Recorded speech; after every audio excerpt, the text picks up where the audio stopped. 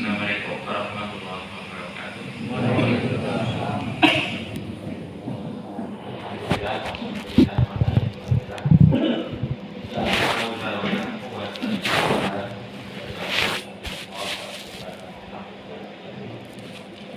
Allahumma sholli ala Muhammad wa ala alihi wa sahbihi wa man tabi'ahum.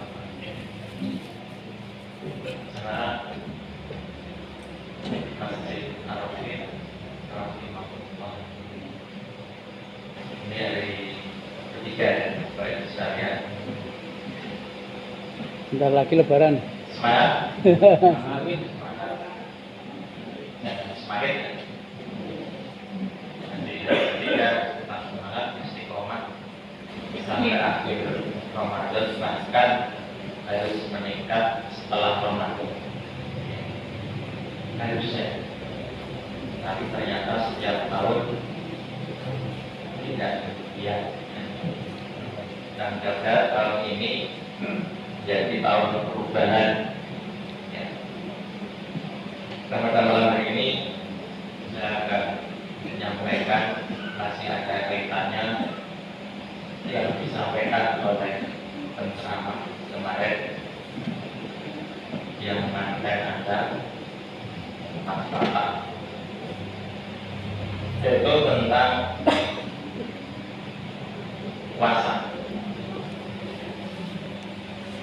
Bapak Ibu sekalian, hampir setiap manusia, bahkan semua manusia itu pasti menyukai, menyenangi, menginginkan jabatan atau kedudukan yang tinggi.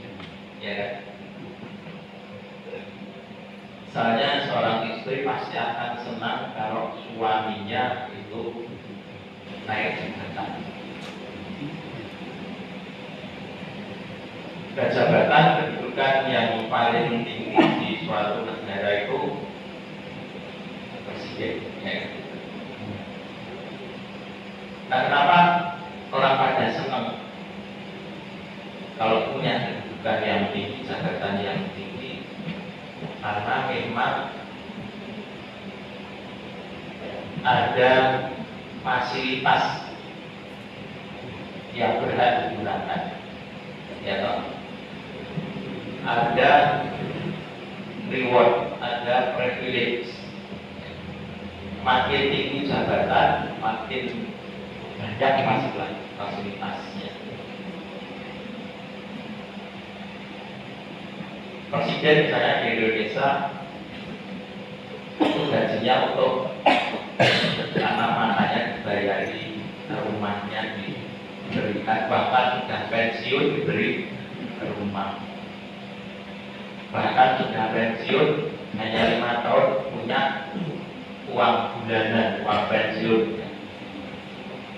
Nah, kita yang bertahun-tahun kerja nggak punya pensiun.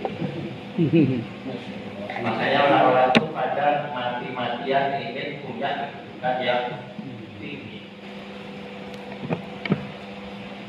Ada yang jadi presiden. Padahal cuma satu, juga gitu ya. Di suatu negara ada rebutan. Nah, di sisi lain sebetulnya manusia itu sudah diberikan oleh Allah kedudukan yang tinggi di sisi Allah, tidak hanya di sisi manusia. Kalau presiden belum tentu semuanya suka, ya kan? Bahkan ada yang banyak kritik, nyinyirin dan sebagainya. Kedudukan tinggi. Nah, ini Allah memberikan kedudukan tinggi yang tidak hanya mulia di sisi manusia, tapi juga di sisi Allah. Apa itu? Takwa.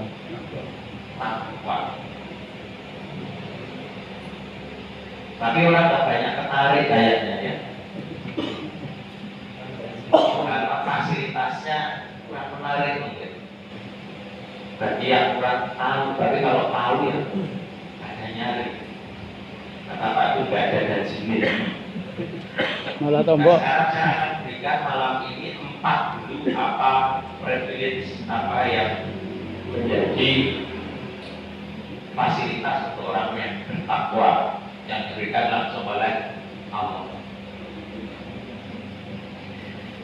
Nanti Bapak Ibu cek di surat Al-Anfal ayat yang ke-20. A'udzubillahi minasyaitonirrajim. Ya ayyuhalladzina amanu ittaqullaha yaj'al lakum furqana wa yukaffir 'ankum sayyi'atikum wa yaghfir lakum wallahu dzul fadlil 'azim. Ada 4 itu. Kalau kita bisa mencapai derajat yang paling tinggi di sisi Allah, yaitu takwa Allah, pertama akan memberikan 4 itu. Nah, besok saya akan kembali lagi fasilitas yang lain sampai Bapak Ibu Saudara sekalian tertarik jadi orang yang bertakwa. Kalau nggak tertarik, nanti ditarik mulai kabur. Yang pertama apa? Ya ayyuhalladzina amanu wa orang-orang yang beriman, jika taqullaha engkau sekalian bisa tercapai derajat takwa, ya ja'alakum furqanan, Allah itu akan memberikan furqan. Mau nggak Bapak Ibu diberikan furqan? Mau. Mau. Mau. Kalau ada yang jawab tidak menarik, kita kalau tidak menarik di universitas satu untuk sampai sini aja. Furqan, ada yang tidak tahu Furqan? Membedakan yang batil dan hak. Ya. Bisa membedakan batil dan hak. Ya. Ada Pak Ustadz Zain, Ustadz paling terkenal, kerja di mana-mana ada. Biasa kondangan. Ya, Furqan itu memang kalau di banyak tafsir itu banyak sekali yang mengartikan, tapi yang paling populer di tafsir Ibnu Katsir atau di tafsir yang ditulis oleh Muhammad bin Ishaq itu adalah kemampuan kita untuk membedakan mana yang hak, mana yang batil, mana yang haram, mana yang haram. Yang sekarang paling ada yaitu mana yang asli, mana yang itu karena nggak punya Furqan mereka itu sampai itu jalan sampai sekarang rampur-rampur karena nggak bertakwa, nggak punya Furqan. Nah itu bedakan sing asli dan sing palsu.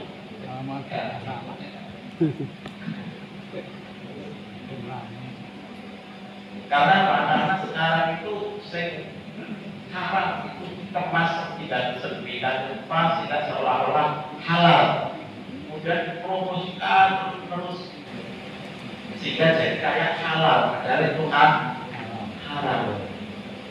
Yang batil juga demikian, dipromosikan terus, dipromosikan terus sampai orang menerima lupa kalau itu haram, seolah-olah jadi halal. Nah, ngeri kalau seperti itu. Kita tahunya itu halal, kita lakoni. Kita tahunya itu hak, kita lakoni. Ternyata itu sebalik. Itu bahaya.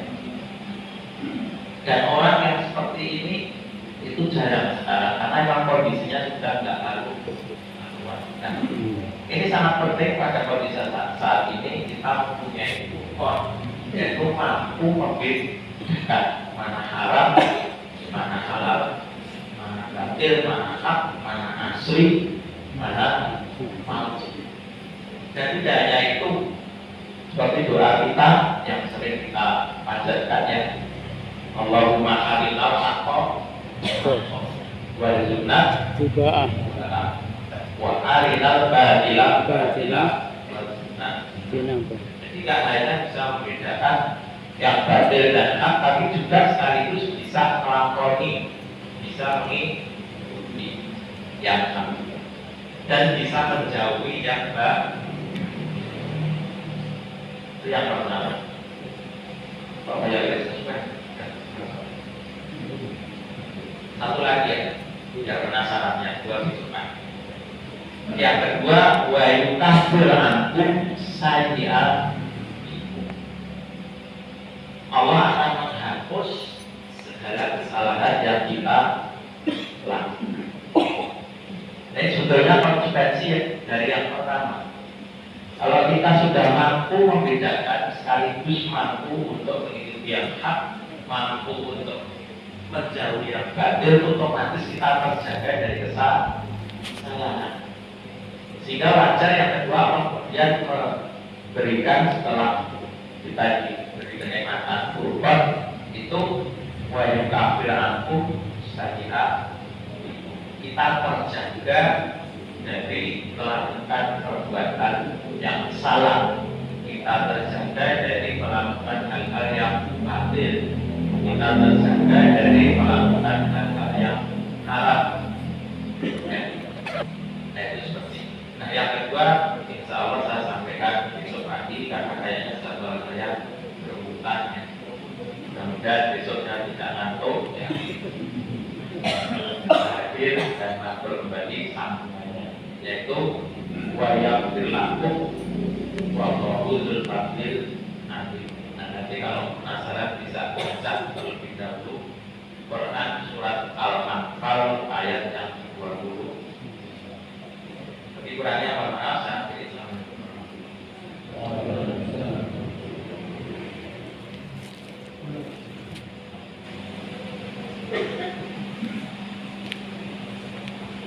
Terima kasih kepada Bapak Rahmatullah. Semoga ilmu yang kami sampaikan membawa manfaat menjadi